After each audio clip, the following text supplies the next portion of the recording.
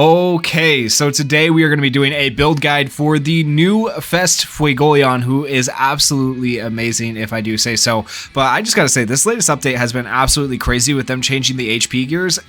It messed up my character so much. It's so annoying, but we're redoing all the characters. But today, the focus of the video is to talk about what skills you want to upgrade on this character first, what skill pages you want to equip, what gear you want to run on him, whether or not he's actually worth enhancing to 2 dupes and then to 5 dupes, what talents you want to run on him, and then of course, what teams he is going to fit on. So starting with what this guy can do, his passive. At the start of a battle, grant self Salamander's Flame for 2 turns. Salamander's Flame grants 30% reduced damage taken, and upon attacking grants 120% of own magic attack as HP recovery. That is very, very good. And then upon counterattacking, performs an extra attack on all enemies, dealing 120% of attack and magic attack as damage. Now keep in mind, if you do not have this Fuegoleon at dupe 2, he does not have counterattack unless you give it to him from an external source, like using another character who can give counterattack. So just keep that in mind. If you don't have him dupe 2, like, it makes the character half as effective as he normally could be. So I do, like, right off the bat, recommend at least getting him to dupe 2 if you can. His skill 1 is called Fire Pillar. It is a single target attack. It inflicts taunt on an enemy for 1 turn and also applies upon counterattacking. If Salamander's Flame is not present on self upon performing a counterattack, grant Salamander's Flame for 2 turns. Once again, your skill 1 counts as a counterattack, right? So if you counterattack and you don't have Salamander's Flame, it'll give you Salamander's Flame. Inflicts continuous burn damage on an enemy for 2 turns as well with this skill 1. Skill 2, Salamander's Breath, another single target attack. For every instance of continuous burn damage on an enemy is taking, attacks after granting a 40% increased damage dealt buff. If an enemy is taking continuous burn damage, inflicts continuous burn damage to the designated enemy and the enemies adjacent to them for 2 turns. If Salamander's Flame is present on self, this comes from the skill page, grants an extended immortality duration by 1 turn. The thing I don't understand about this skill page is, once again, this comes back to the enhanced passive from having him 5 dupes. You don't have immortality at all if you don't have him 5 dupes, so does this just become useless, or does it give you immortality for 1 turn? I don't fully understand that yet. I'll have to test it out a little bit, but yeah. And then the special skill is an AoE Lion King's Roar. Grants self an increased all attack level 3 buff for 2 turns. That's a 50% increase in attack and magic attack. Grants self an increased HP recovery receive level 5 buff for 2 turns, which could be really good for the counterattacks and when you heal yourself. And then inflicts continuous burn damage on an enemy for 2 turns. And last but not least, we have his combo skill, inflicts continuous burn damage on an enemy for 2 turns. If Salamander's Flame is present on self, inflicts 2 instances of continuous burn damage on an enemy for 2 turns. Now, in terms of upgrade priority, it's really, really hard to say with this particular character which one you want to upgrade first, because really all they do is increase the amount of attack and magic attack you do. Nothing else really comes from upgrading these skills, but almost all of these skills are going to be used, because if you're running this Fuegoleon, you're going to be running him with a character who most likely is Valkyrie Noelle, who you're going to use the combo attack with to give him invulnerability, or you're going to run him with someone like Mereoleona, who once again you're going to use the combo attack with when it's Mereoleona's turn to get the burn procs. So you probably want the combo skill upgraded. You also want the special skill upgraded because it's the only AoE skill he has, right? It does a lot of damage outside of his counterattacks. His counterattacks are AoE, right? And then his skill 2 and his skill 1 are pretty decent. I would say skill 2 in a way is kind of at the bottom of the list, but it also inflicts burn on people, so it's important. But if you have other characters to inflict burn, it's not as important. And then his skill 1 for the counterattack, right? So I would say upgrade priority, personally for me. Once again, this could be different for everybody, but my recommendation would be go with the special skill first, then probably the combo skill, then probably skill 1, and then last but not least skill 2. I didn't necessarily follow my own advice right here because I just did stuff right away when I got him, but that would probably be the way I prioritize upgrading his skills to use him most efficiently, especially if you're a free-to-play or light spender and you have limited resources, right? That's how I'd upgrade his skills. Now, in terms of skill pages, I do think his skill page is the very best one you can put on him because it extends immortality to 3 turns, which is very, very helpful. And then additionally, if Salamander's Flame is present on self, upon performing a counterattack, there is a 70% chance to attack after granting a 35% increased damage dealt. Keep in mind these numbers change. I do have it 2 duped, so it'll be a little bit less if you don't have any dupes into this, less of a chance for it to proc and less damage. But if you get it duped out, it can allow him to hit very, very hard on the counterattack. And I would say if you want to make this character super, super effective, it's almost necessary to have this skill page max dupe to give him as much damage as possible. Now, if you don't have this counterattack memory that gives him extra damage dealt, there is actually another memory that does like the exact same thing, okay? And it doesn't require you to have, this one requires you to have Salamander's Flame on him, this other one won't. So if we go into these here, and we take a look at Ceremony Luck skill page. If you guys haven't ever looked at this, if counterattack is present on self, there is an 85% chance, if you upgrade it all the way, it becomes 100%, to attack after granting a 30% increased all attack buff. So it's not damage increase, but it's an attack increase, all attack increase, including magic attack. So it could be potentially a very good skill page to put on Fuegoleon, because he will obviously have counterattack if you have him duped out. If you don't have him duped, he won't have counterattack, and you'll have to give that to him from an outside source. But in general, this could be a very, very, very good skill page for the new Fuegoleon. Outside of that, you're just going to want general damage increased skill pages. So like Breath of Darkness would be a good option. Increases the overall damage. You could use like Julius's skill page as well, which just increases overall damage. Any skill page that increases overall damage is decent. You could use Leopold's skill page, which depends on max health. The more HP you have, the more damage you do. Fuegoleon could be given invulnerability by someone, and then, or protection, whatever you want to give him, right? And then he keeps his max HP up and he has more damage. So you could run any damage skill page in general is kind of what you want to run for skill pages. Now, in terms of gear, this is where I was like very, very interested with the new way you could set up sets. So I did try building a full attack set, because now you could fit extra pieces in with them changing the way the HP pieces slotted in.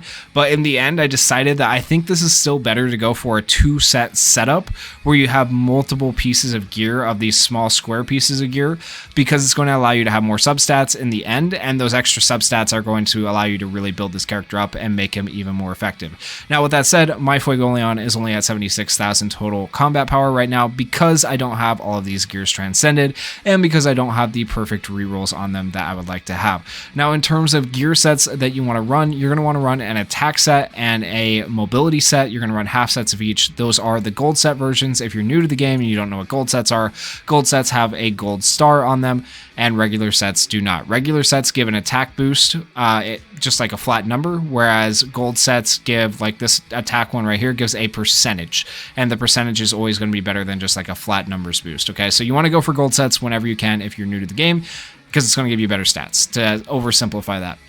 And then what you want to go for on the main stat on these pieces is you're going to go for magic attack. So every single piece here, for the most part, should have magic attack if you can spare it, if you can get the magic attack pieces of gear.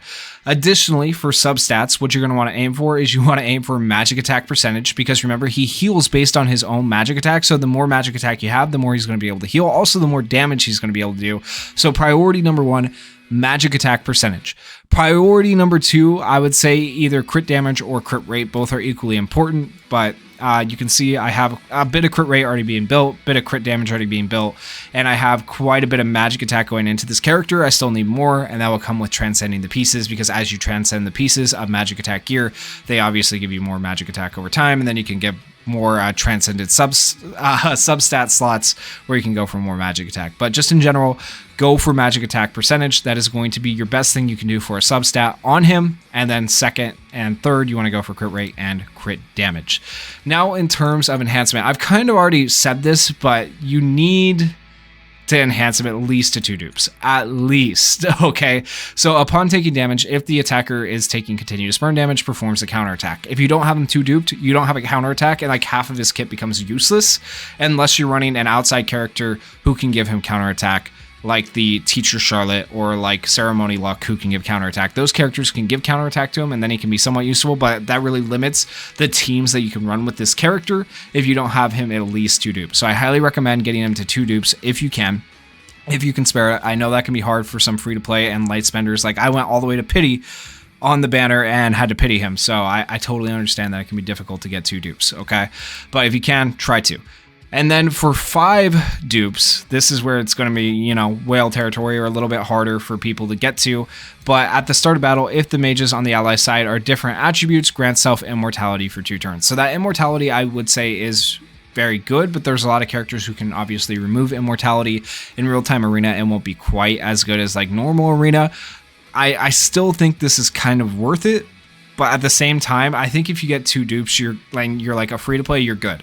But if you're a light spender and this is your banner where you're going to spend a little bit more money, I do think it is worth it to get him to 5 stars if you can.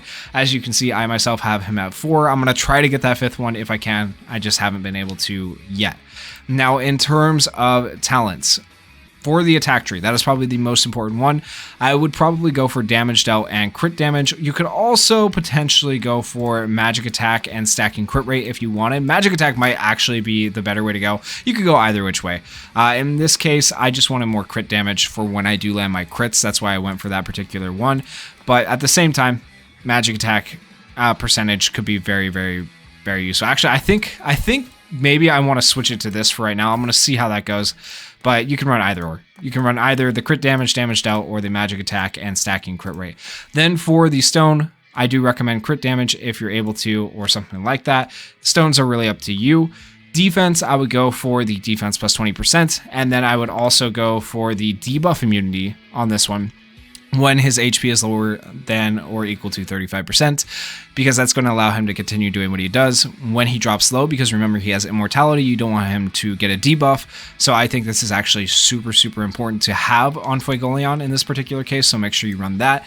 And then as for the stone, I just put a defense stone on him, give him a little bit more survivability, always helpful on an attacker type character.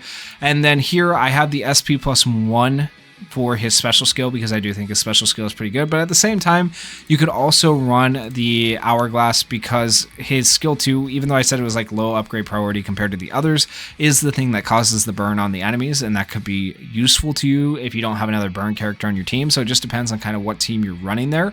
But then you should almost guaranteedly have damage resist on this character, because that damage resist, once again, is just going to help him survive.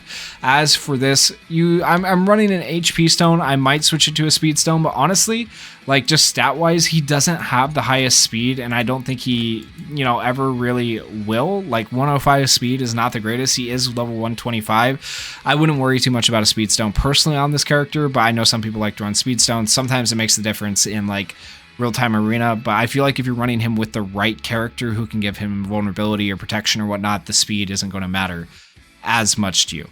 Now, with all that said, that just leaves us with going over teams. So starting with the first team, I think this team has a lot of potential to be very, very good. We have Valkyrie Noelle, we have the new Fuegoleon, you have the green healer Mimosa, and you have Dorothy. All of these characters work really well. You have Mimosa for the revive if they do have immortality removal and end up killing Fuegoleon, because if Fuegoleon dies in this comp right here, then your team's pretty much screwed. I mean, Noelle can do damage, but like it's still going to be hard to achieve. So this is a very solid team. You also have Dorothy, who can put the nightmare on people and then potentially incapacitate the enemy team, making Fuegoleon's counterattacks do even more damage and stuff like that. Valkyrie Noelle makes it so Fuegoleon can't die turn 1, because she is one of the fastest units in the game. That's why I said his speed doesn't really matter as long as you put him with a character who has decent speed. So overall, this team is fairly decent. Another option, I really like this team in particular. I've tried it out a little bit. I want to try it more in Arena. I'll probably do a showcase with this team at some point. But running Marileona, you're running Fuegoleon, you're running this Magna, who I need to level up a little bit more to make him a little bit better, a little bit more viable for me. And same thing with this Noelle. Like, I've never really had a lot of opportunities to use this Magna or use this Noelle, and they are characters now that I feel like a lot of people are probably in the same boat, but I feel like they could be useful with this Fuegoleon, specifically Magna, because he is going to have the ability to stun, right? And we have the burns from Marileona, we have his ability to counterattack, all that good stuff going on. And then why specifically this Noelle? This Noelle has the ability to heal dots and stuff like that. So if you end up going against another Fuegoleon team, who is relying on the burns and stuff like that, she will be able to get rid of those and help keep your team alive. So basically, if I was to take on like a mirror team or any team with Fuegoleon or Mereoleona, she would be one of the most goated healers you could run. So that's why I would run her here. Additionally, the reason I would run her as a healer over like Mimosa here or someone else is because we have a green defender, and we can't run green Mimosa with a green Mereoleona. Otherwise, Fuegoleon will not get his immortality passive. So that's why you have to run this type of team this way. But I do think this team has very good potential. And then the next team is very similar to what we saw just 2 teams ago, except for we have switched out Mimosa for Vanessa. This is just another option you guys could run. Vanessa could give the protection. You have the invulnerability here. A lot of survivability for Fuegoleon in general. And then in the meantime, you have Dorothy doing her thing, applying the nightmares, and then Fuegoleon just doing his counterattacks and doing his big AoE damage with the special and everything that goes on there. So that is a very solid optional team right there, I feel like. And those are the teams in general that I would run for Fuegoleon. If you guys have other team suggestions, other team ideas, there's so many things you could try out, but those are the ones that I think would work. Drop them down in the comments, and if you guys did enjoy the video, please consider going down there, hitting that like button, hitting that subscribe button, and thank you guys so much for watching and supporting the channel. Peace.